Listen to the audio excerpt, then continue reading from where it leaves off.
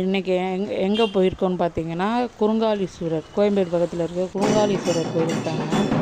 இங்கே பார்த்திங்கன்னா நாங்கள் ஒரு நாள் சிவராத்திரி ஃபுல்லாக எல்லா சிவனையும் தரிசனம் பண்ணோம். கார்த்திகை 2வது நாளுக்காண்டி இங்கே குறுங்காலீஸ்வரர் கோயில் போயிருக்காங்க. இங்கே கோயிலில் வந்து சாமியை வந்து சப்பரத்தில் வந்து கூட்டு போய் வந்துருந்தாங்க. அதில் வந்து கொண்டு போய் வச்சு தீபாந்தனை காட்டினாங்க. அதில் ஒருத்தர் பாருங்கள் நல்லா அவரே மறந்து டான்ஸ் ஆடிக்கிட்டு இருக்காரு.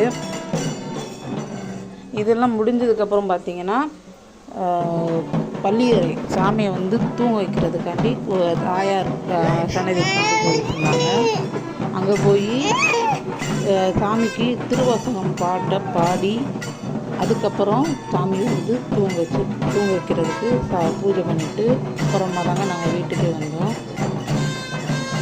இந்த மாதிரி யாரெல்லாம் கோயிலுக்கு கடைசியாக போய், அதாவது 8:30 மணி அந்த மாதிரி போனீங்கன்னா கரெக்டாக தான் இந்த பாருங்கள் அவரே மறந்து டான்ஸ் ஆடிக்கிட்டு இருக்காரு. கொட்டடித்து எல்லாம் ஆரவாரமாக தான் இருந்தாங்க. கார்த்திகைக்கு இந்த மாதிரி கோயிலுக்கு போய் நிம்மதியாக ரொம்ப நேரம் சாமி வந்து மனசு நிம்மதியோடு வீடு பண்ணுங்க. எங்கள் பாப்பாவும் என்னடா இது புதுசாக ஒரு இடத்துக்கு கூட்டு வந்துட்டாங்க, சுற்றி பார்த்துக்கிட்டே இருந்தால் ஆளுங்க நிறையா இருக்குது செய்யுதுன்ட்டு. சாமியும் அவ்வளோ அழகாக இருந்தது பாருங்க.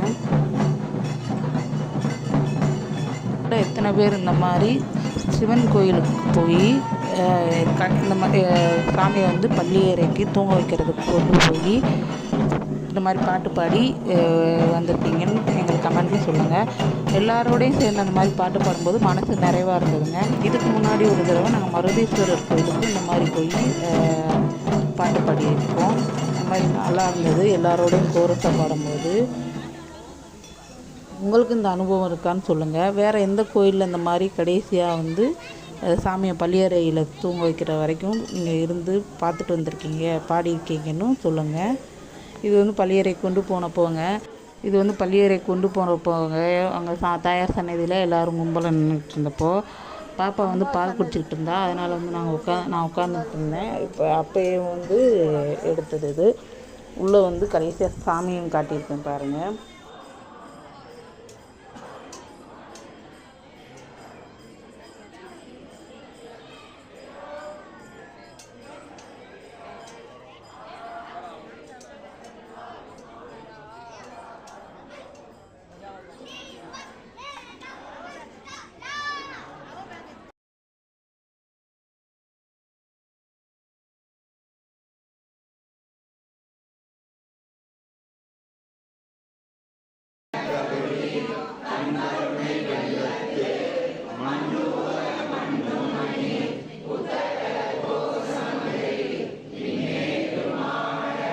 வீடியோ உங்களுக்கு பிடிச்சிருந்துச்சுன்னா எங்கள் பொன்மதி வீட்டு சமையல் சேனலை லைக் பண்ணுங்கள், ஷேர் பண்ணுங்கள், மறக்காமல் சப்ஸ்கிரைப் பண்ணுங்கள். தேங்க்யூ.